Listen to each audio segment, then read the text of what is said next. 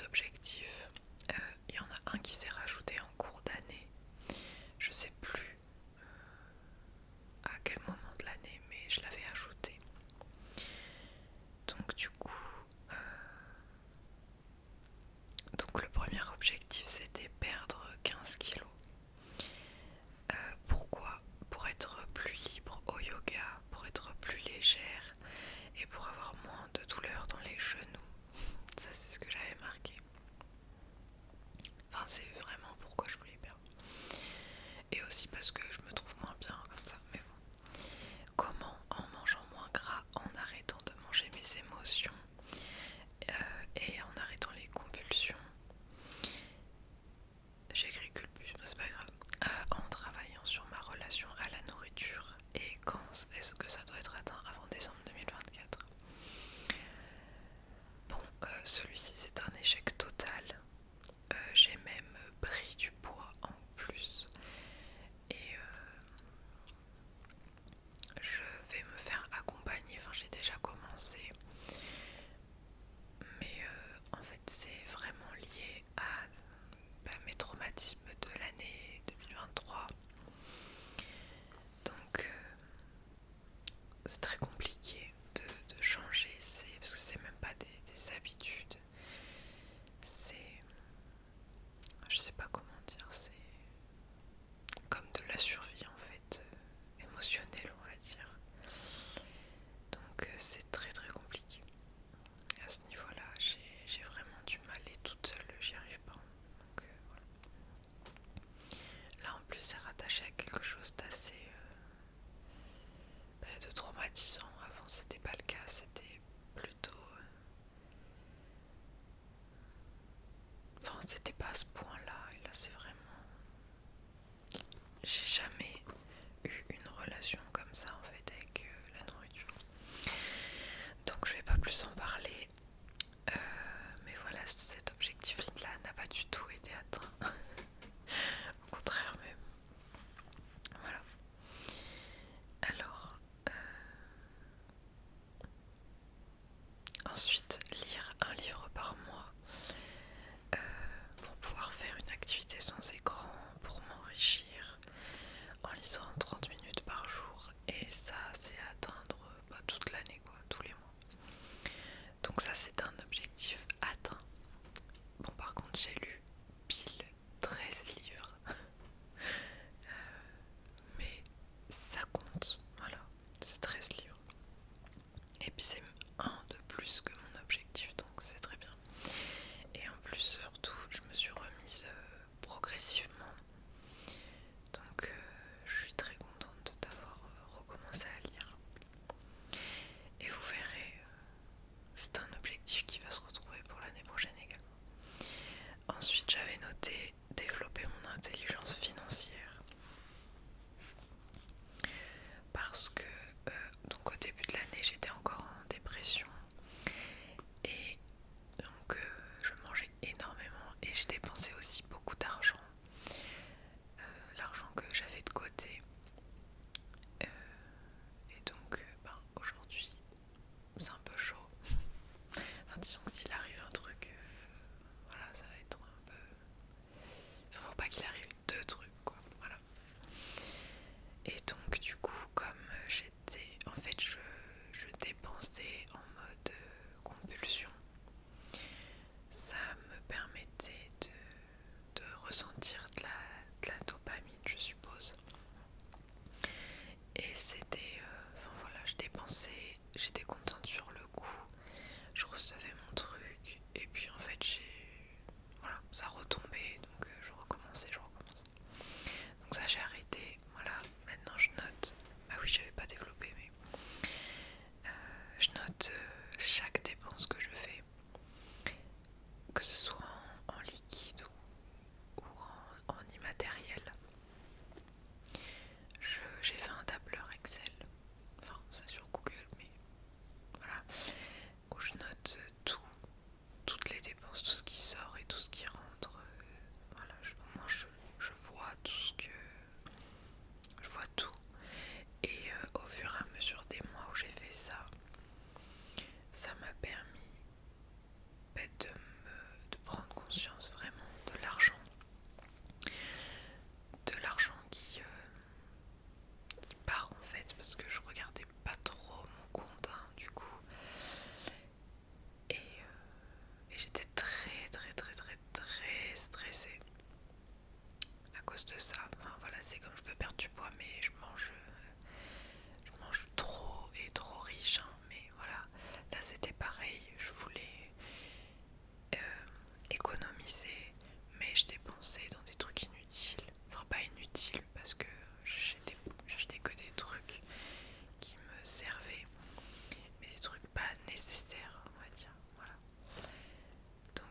du coup j'ai arrêté au fil des mois en fait.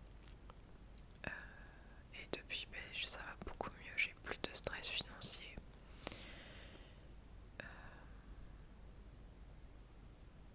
Et je dépense plus pour combler quelque chose.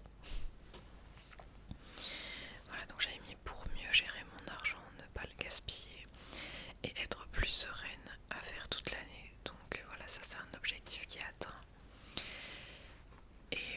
Et du coup c'est une habitude que j'ai prise et que je vais garder. Voilà.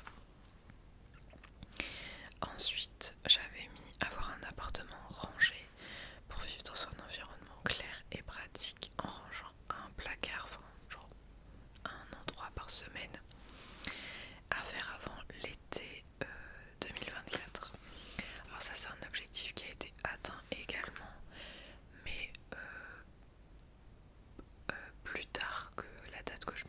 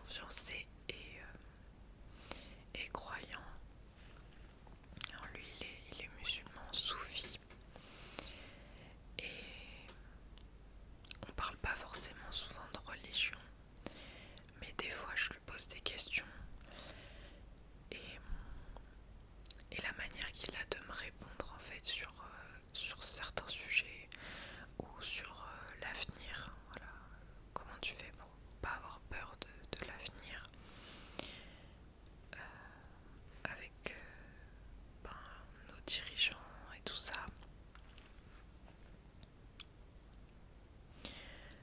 Et en fait, dans la vie en général, il a une confiance qui est très très inspirante.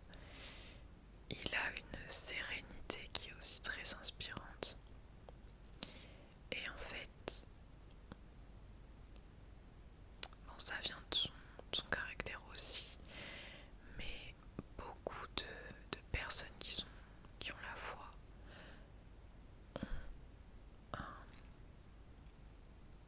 je sais pas comment dire, mais une sérénité, une paix en fait en eux, qui fait que ils s'en remettent à plus grand que eux, et surtout ils ont une confiance. Par exemple, confiance, ils se posent pas de questions du genre ah mais qu'est-ce qui va se passer si, euh, comment est-ce qu'on va faire s'il se passe tel truc, voilà. Il sait qu'il trouvera les ressources nécessaires et il sait que on va lui apporter ce qu'il faut, entre autres. Et en plus de ça, je trouve que ça remet les choses en ordre, dans le sens où, bon, je vais pas m'étaler, c'est pas le sujet de la vidéo, mais bon, voilà, ça remet les choses en ordre et je trouve que ça cadre beaucoup plus. Et en fait, par exemple, les enfants, pour être épanouis, ils ont besoin d'un cadre qui soit solide. Ça veut pas dire martyrisant, ça veut juste dire solide, qui ait des limites qui soient saines en fait. Et quand un enfant n'a pas de limites, c'est là qu'il développe des troubles parfois.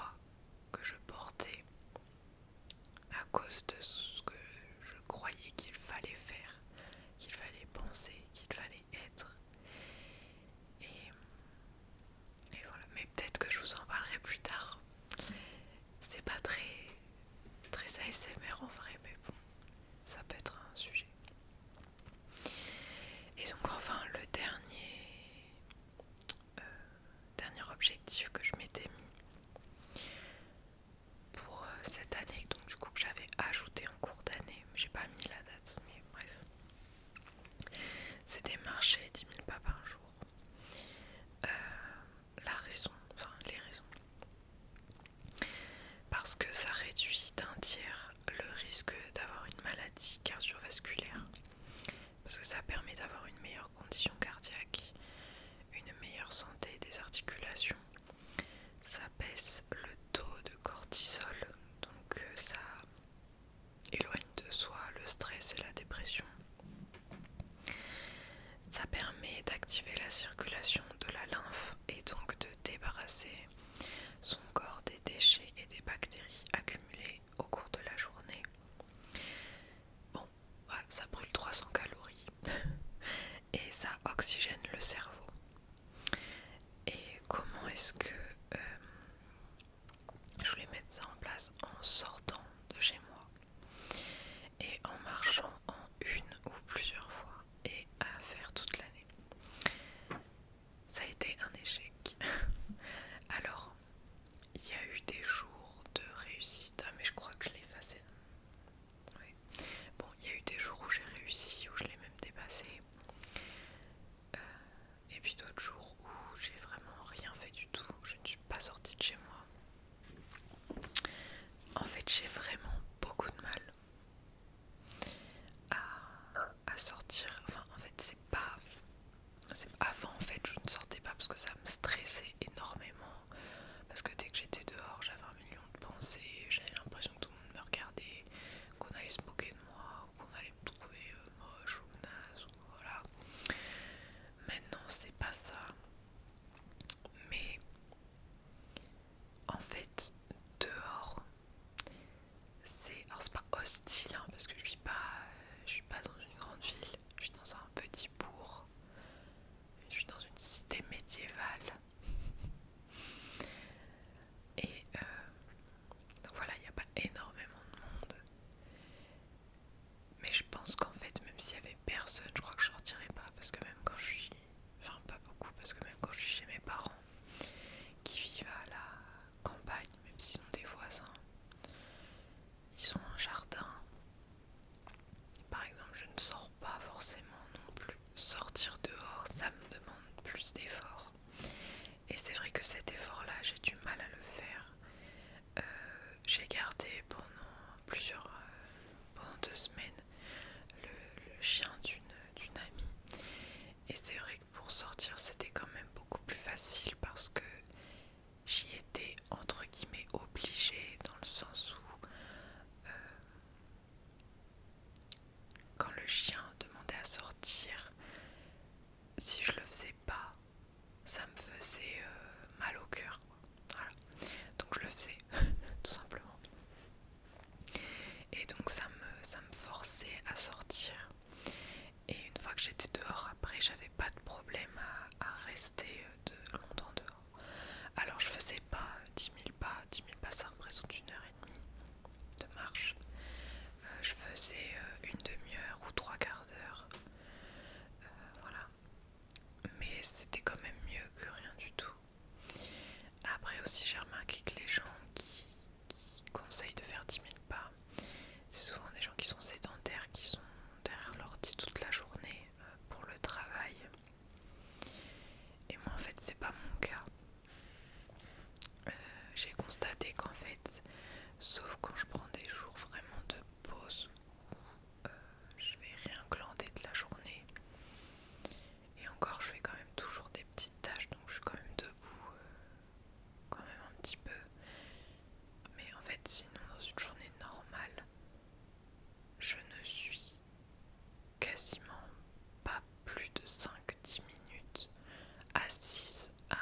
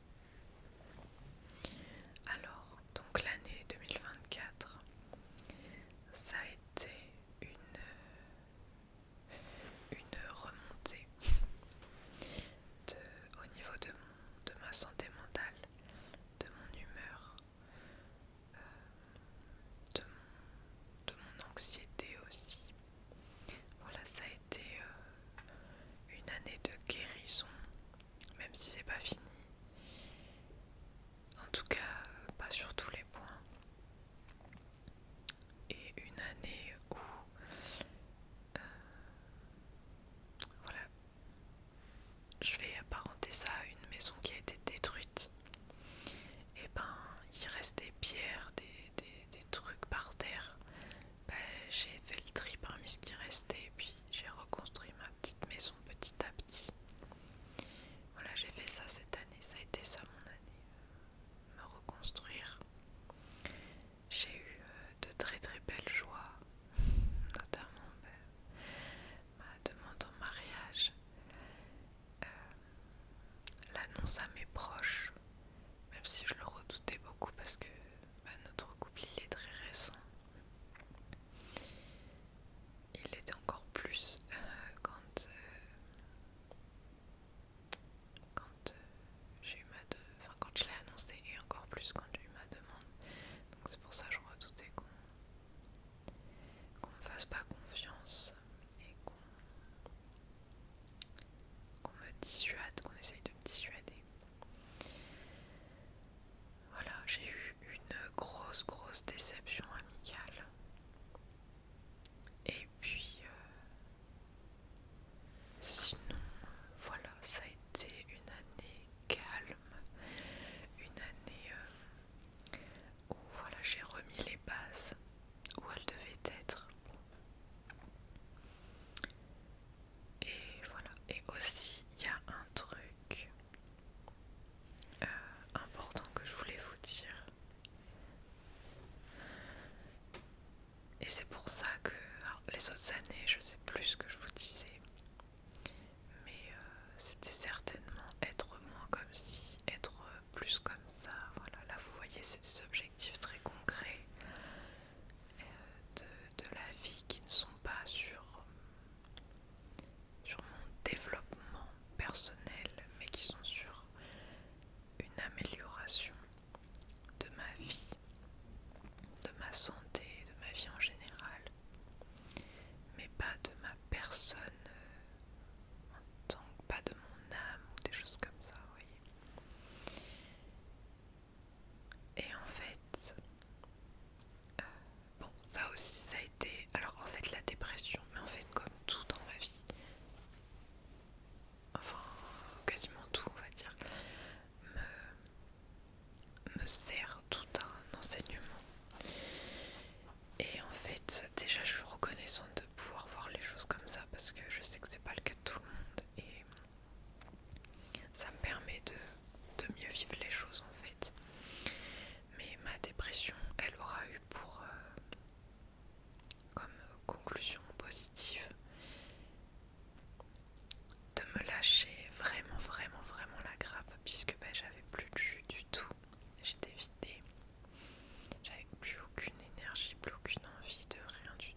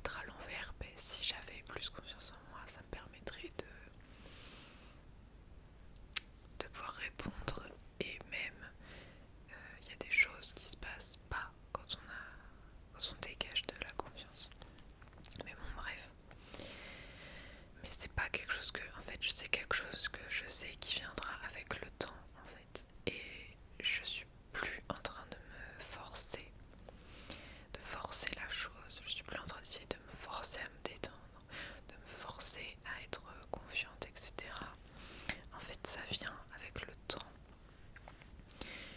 Et surtout, plus on essaye d'obtenir quelque chose, de se changer soi, moins ça fonctionne.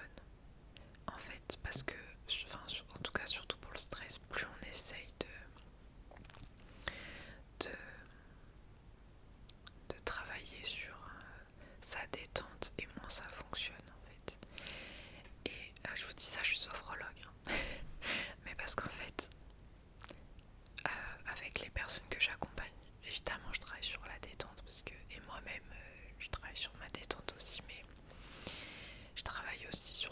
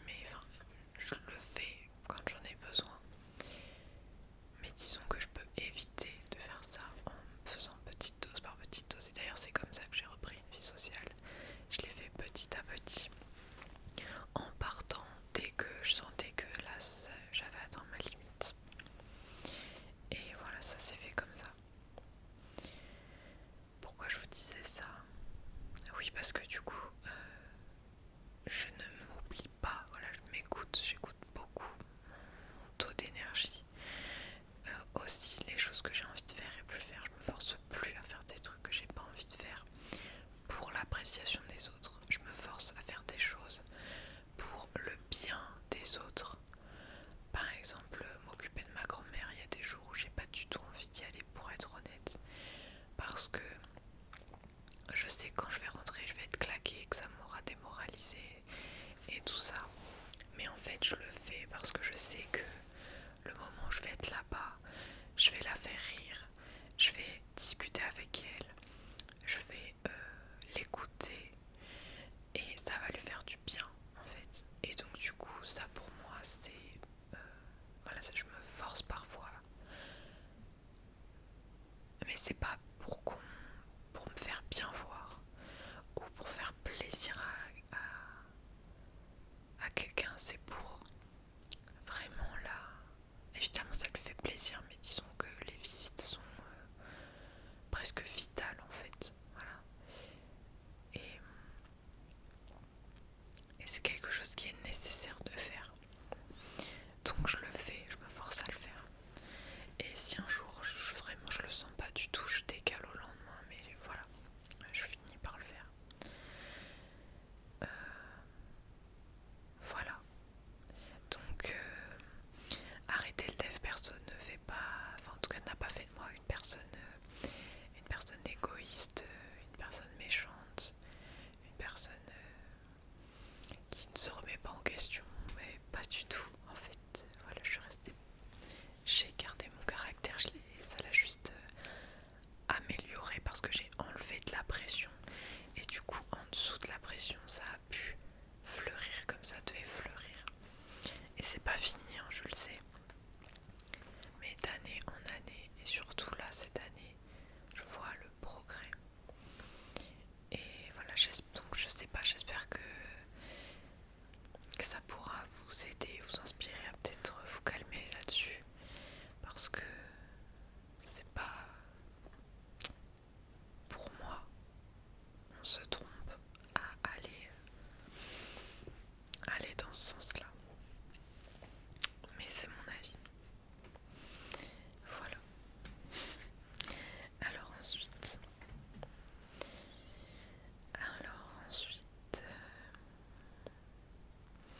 comment est-ce que vous pourrez conclure cette année? Voilà, par exemple, quand je vous dis refaire les phrases et tout ça, cette phrase ça veut rien dire, mais conclure cette année, donc je l'ai conclue, parce que là je vous filme, on est le 2 janvier. J'ai conclu cette année en étant avec les amis de mon copain, mais j'ai jamais comment le nommer, parce que pour moi c'est pas mon copain, c'est plus que mon copain. Enfin, dans ma tête il est déjà mon mari en fait, donc ça me fait bizarre de dire mon copain, mon conjoint, fiancé. Je trouve que ça fait je sais pas, ça fait vraiment oui, on m'a demandé. Ouais. Non mais ça c'est moi, mais voilà, mais bref. Pourquoi je dis oui, parce que du coup j'étais avec lui et ses amis en Auvergne. D'ailleurs sur la route j'ai vu des trop belles choses, j'ai croisé énormément de bus. Alors, je suis pas sûre que ce soit qu'il y ait eu des aigles, mais il y avait des bus vraiment très très grosses. J'ai vu la montagne parce que donc moi je suis dans le Limousin et je suis passée par, enfin à l'aller en tout cas je suis passée par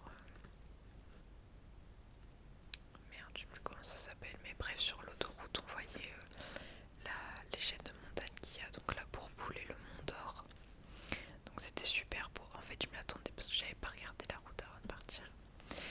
Et on a fait comme ça Roa et on est tombé sur la montagne au loin avec la neige et tout. Et ça m'a émerveillée, voilà. En plus la route était super jolie, on a vu des petits villages très très très mignons.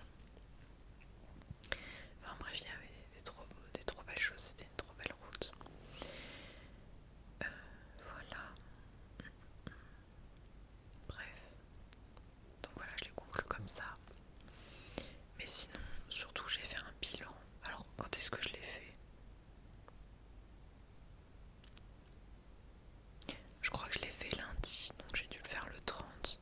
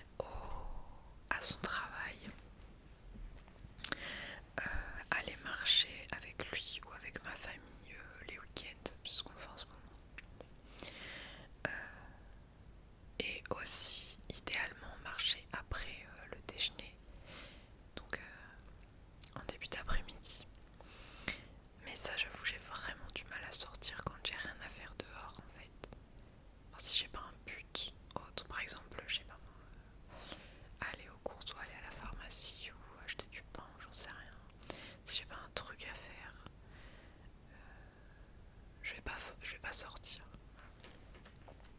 Donc voilà. Pourquoi? Pour les trucs que je vous ai dit juste avant, mais j'ai résumé ça à améliorer ma santé et baisser mon stress, enfin, baisser le stress. Et c'est à atteindre quand? Enfin, c'est à faire toute l'année. C'est pour moi. En fait, je vous ai pas montré, mais il y a l'objectif, le pourquoi de l'objectif, le comment l'atteindre et la date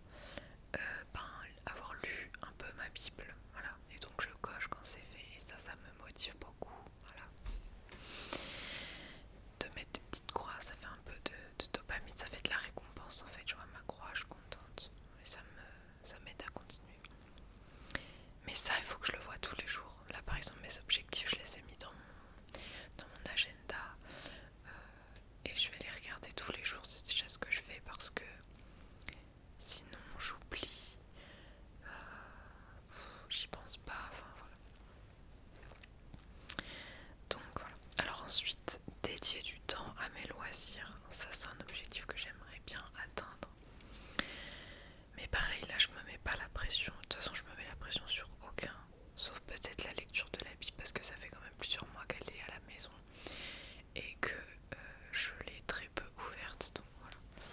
Sauf ce matin, j'ai bien lu. Mais voilà. Donc dédier du temps à mes loisirs. Donc pourquoi? Pour me faire plaisir et pour développer des compétences aussi, et aussi pour faire quelque chose qui n'est pas une tâche.